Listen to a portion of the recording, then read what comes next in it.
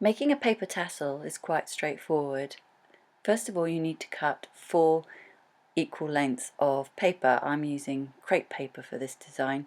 You can use tissue paper, or you can use cloths like the foil tablecloths. Once you've cut your lengths, these are about 24 inches in total.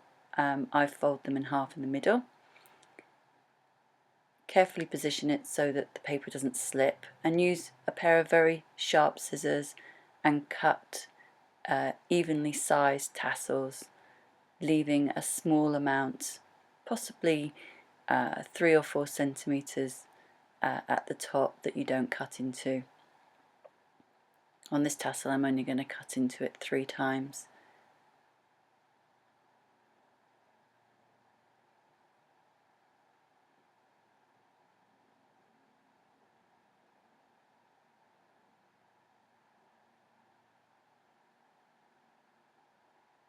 Once you've made your cuts, you can open up the paper again to find the centre, and you can either fold or roll the centre up.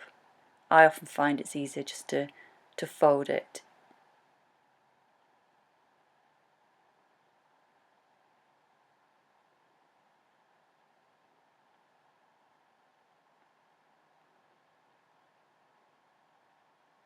Now what you're going to do is you're going to twist the paper in opposite directions. So you're going to make it nice and tight in the centre. So you're going to just twist it, and at the point where you've rolled it, just to bring it all together. And that's what I like about using that particular paper, the crepe paper. It holds the twist really well.